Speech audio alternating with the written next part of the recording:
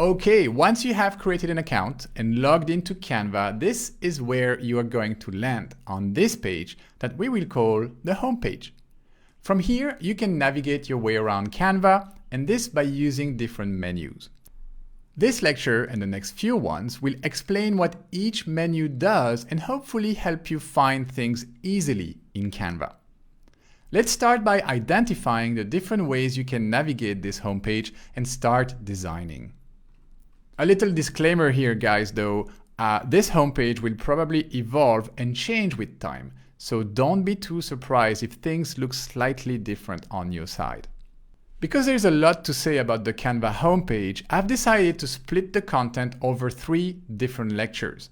This one, the first one, will focus on this navbar right here on top of the page with the Canva logo in the top left corner. This Canva logo acts as a home button. You can click on it to come back to the home page at any time. Next to the logo, you'll find the actual home button, which does exactly the same thing. It brings you home. Then we have a series of drop-down menus that include templates, features, learn, and pricing. We might see more categories in the future though. If you hover your mouse over these buttons, you will see some sub-items in each of the categories.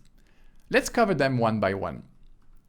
The first one is templates. This is one of the ways to get started and open a design in Canva. You can either click on that item that says templates or hover your mouse over it. If you click it, you will be taken to the template library where you can start browsing for templates. Now, if instead of clicking, we hover over it, we'll see different template categories with some actual document types right there in the menu. Like for example, under social media, you will see Instagram stories, Instagram posts, Facebook posts, etc. If you click on Instagram stories, for example, Canva will take you to a page where you will find a bunch of Instagram story templates from the template library. These template category pages will usually have little tabs that you can use to quickly find what you are looking for, and a series of filters here on the left side of the screen. All of these are here to help you refine your searches and find the perfect template to start your design. If you see a template that you like, simply click on it to open a preview and use the purple button that says Customize this template to open the template in the editor or the design area of Canva. Alright, you've just experienced the first way to start a design by selecting a template from the template library. Just remember that you can click the templates button to go straight to the template library, which is a nice place to start inspired. Let's go back to the home page by clicking the home button. We just covered the templates button from the top navigation bar, so let's continue exploring. The next button to the right is features. Let's hover over it and see what's there. Under features, we see many different categories, including photos, icons, print products, apps, etc. This is where Canva has chosen to show you a panorama of features and things that you can do with the platform. You can click on any of the sub-items to get more information about specific features, or you can click on the categories themselves, like photos or icons, to access specific part of the Canva library. For example, photos will send you straight to the photo library homepage, where you will be able to browse or search for millions of photos. Again, let's use the home button before going too deep down this rabbit hole. One last thing I want to show you under features, before moving on to the next button, is the last column right here that says download. This will allow you to download the Canva desktop app both for Mac and Windows and the Canva mobile app for both Android and iOS. This is a nice little shortcut and I love that it's there. Indeed, Canva has been working really hard to make designing easy on every platform and on every device. So I highly recommend you try to use Canva on different devices. It's a really nice experience. Okay, moving on to the next item to the right, the Learn button. This one is pretty straightforward. It will lead you to different educational resources like courses, tutorials, and blog articles. Have a go at them and who knows, you might stumble upon a course or a tutorial I created when I was working at Canva. The next button in that menu is Pricing. This one will give you some extra information about each of the plans that Canva offers.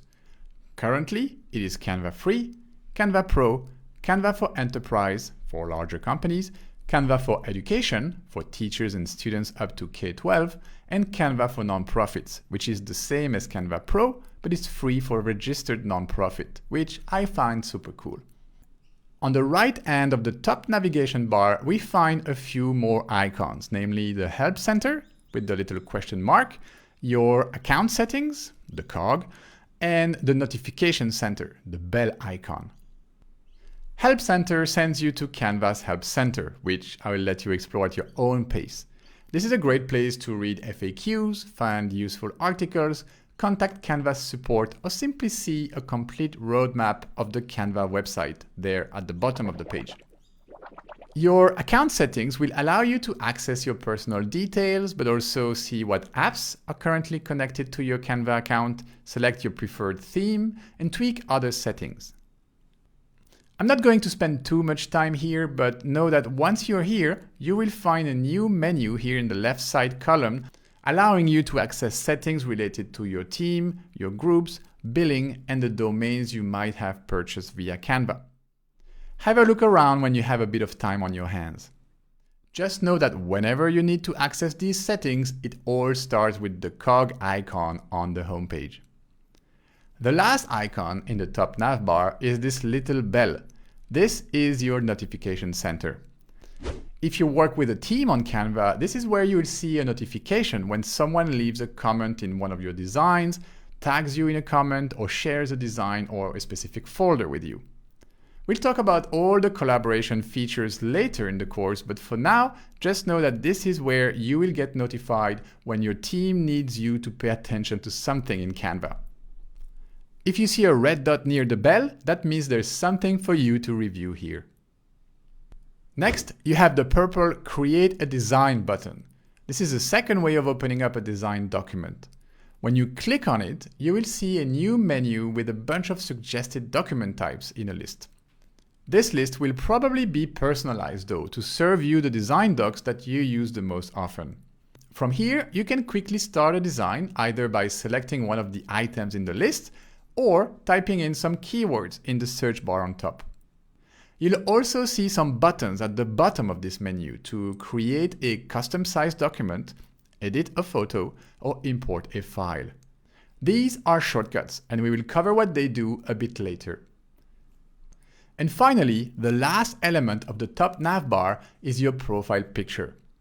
When you click on it, you'll be able to access your account settings, that's another way to get there, get some help via a simplified version of the Help Center that will pop up from the bottom of your screen, or switch between your different teams if you are part of more than one team. If you just created your account though, you should only be part of one team for now. At the bottom of this menu, you have a few more sections, namely Get the Canva apps, remember, for smartphone or the desktop app, Refer friends to Canva and get rewarded with a premium element, read the privacy policy, who does that, or sign out of your account. All right, folks, we are going to take a break here, and in the next lecture, we will continue to explore the Canva homepage. I will see you there.